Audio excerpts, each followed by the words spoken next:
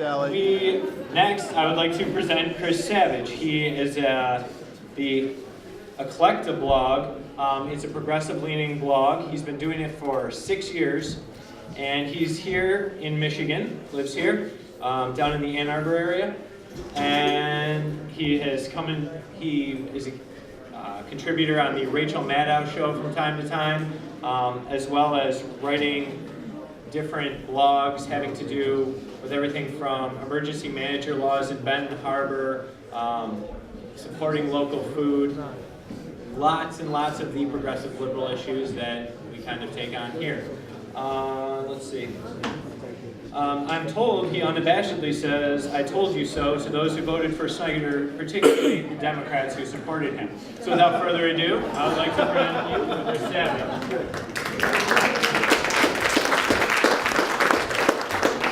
Thank you very much. It's really weird to have people care what I say. That's been a new thing for me, actually.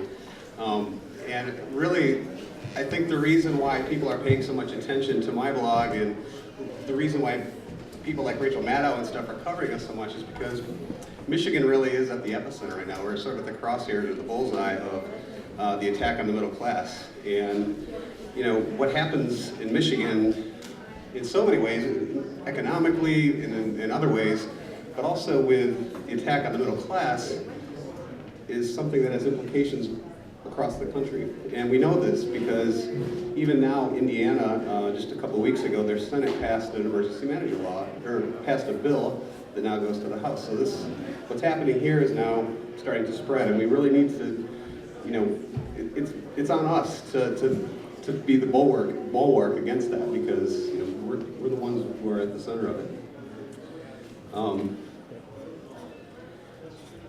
It's interesting because the people who are in power in Michigan right now, in Lansing, you know, they came into power on this sort of smaller government, lower taxes mantra, and really swept the place in 2010. As you know, they have the House, the Senate, the Governor's Office, the Attorney General's Office, the Supreme Court, the Secretary of State. They have everything. And yet, the budget that they passed last year raises taxes on 51% of the people in Michigan. And it is inordinately impacting people at the lower economic end of the economic scale, and really benefits the people up at the 1%, the 0.1% and beyond. And they're using that to fund a tax break, 86% tax break for corporations. So, you know, you can't square that, you know, and these are the questions we need to be asking the people who are making our laws. There are a lot of attacks on the middle class right now in Michigan, and the one, I mean, I've written about all of these, but the one that really gets my heart pumping the most is how we're treating our teachers. And if you'll indulge me for a minute, I'd like to read something that I wrote actually back in July. Are there any teachers here? I'm a substitute teacher. All right. Let me ask you this, has anybody here ever had a teacher that inspired them to be a better person? Yeah, I think so. I think we all have. All right, how we doing? Good? So I wrote this back in July, and what happened since July into now is really just made it all that more poignant to me. In any rational society, teachers are not considered costs. They're considered assets, something to be valued, something to be rewarded. The Republicans have done an amazingly effective job of turning the public's perception from seeing teachers as a valuable asset to seeing them as parasitic leeches on the jugular vein of society. Rather than valuing them for the important role that they play in our society, that of educating our children, they are now coming to be viewed as a cost, something to be cut when times get hard. We've cut their pay, increased the amount they pay for their health care, reduced their retirement benefits, and make it nearly impossible for them to bargain on their own behalf. And yet we expect them to effectively educate our children. We do this to help pay for massive tax cuts for businesses. And then we expect them to come to work each day, stand in front of the next generation of leaders and scientists and parents and doctors and trash collectors, and make them ready for their place in society. Meanwhile, we scream collectively that our schools are failing our children. I'm not sure how doing all of these things, by doing all these things that we're doing to our teachers constitutes making our schools better, to quote House Speaker Jace Bolger. What I do know is that a society that devalues its educators is destined to slowly circle the drain until it glugs down into an empty, fetid tub of ignorance and stupidity. It's is not possible for a society to excel or to compete on the world stage when its children are educated by people that are treated as if they are parasites. We're at a turning point in society with regard to the education of our children. What is happening in Michigan and Wisconsin and elsewhere to our teachers is going to be our nation's future unless we act soon. We cannot continue to cast teachers as a cost to be cut whenever possible. We must turn around our country's way of thinking about our educators and their value to society.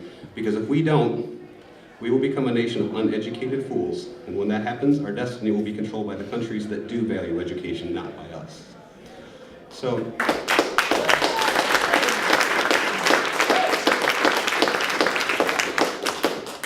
how does that relate to the Occupy movement? I just brought on a new blogger at Eclectablog. He's a Twitter phenomenon called LOLGOP. Has anybody ever heard of this guy? He's an amazing guy. I'm really excited about him. The guy's got like 43,000 Twitter followers, and he's just an incredibly bright guy. But he wrote a piece this week called How Occupy Has Changed the Conversation. And it's a good piece, and I really commend your attention to it, because he talks in there about how, President Obama comes from a background of building coalitions and working together with people, and anybody that expected him to do other than that really didn't pay attention to what he was saying and what he's written and stuff. But if you look at what's happening right now in terms of the pushback against the Republicans that are running for president right now, people are talking about Mitt Romney's income. They're talking about how much money he makes. They're talking about how he's part of the 0.001%. And that wouldn't have happened with just President Obama running for president, because he's not that kind of a person. He doesn't attack people that way. But because the Occupy movement has changed the conversation, people are talking about that, so it's very important. I come from a background of organizing and of getting people to vote. And I guess my message to Occupy, both here in Traverse City and across the state, across the country, is that, I know you want to stay bipartisan and I know you want to stay out of politics, but you can't. You have to be involved in what's going on in our state capitals, in our US Capitol, because it's the laws of the land that allow these things to happen. And unless we change those laws, they will continue to happen, because we know that the 1% and the corporations who are out to make money will go right up to the edge of what's legal. And sometimes they'll go a little over that. And unless we start pulling back, then, we're not going to affect change effectively. So things like move to amend is a great way to do that. I really commend it.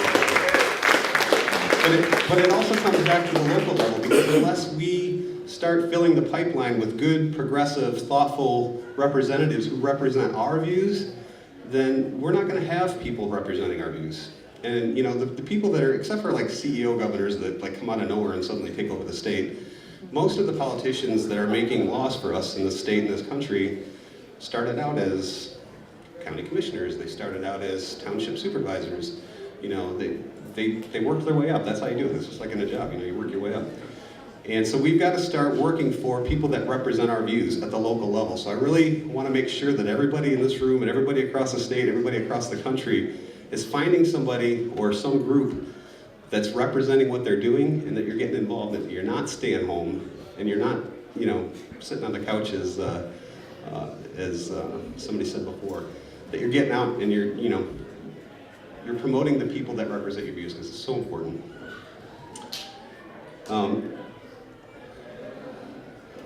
I guess I just want to finish up with something that I'm going to quote a little bit of the piece that my co-blogger wrote. He said, "The debt ceiling crisis left many wondering how President Obama could fight the entrenched powers that need to be called out. Then came Occupy Wall Street. Many Democrats resist identifying with the Occupy movement because it was definitely not pro-Obama. I didn't care whom they were for, honestly. What mattered was whom they were against. Those who are gaming the system to make playing with money far more important to our economy than work. The president, as is his nature, didn't focus on the opposition of the Occupy Wall Street movement. Instead, he seized the opportunity to remind America whom he is for, the working people, people without health care, people that want to send their kids to college, kids who want to grow up in a world where they're free to love whomever they please. I thank the collective intelligence of the American people that the Occupy movement came along when it did to focus America on the right things, including the two most important words in the English language, income equality. I think that's why I brought this guy on my blog. It's great. So, get involved. I don't care if it's OFA or DFA or, your local dog catcher's election, whatever it is. Find somebody who's representing your views and get that person into a position where they can start, making change for us, because it's really that important. And I guess I would just say, when we're talking about what we want to do, we're not trying to take our country back. We're trying to take it forward.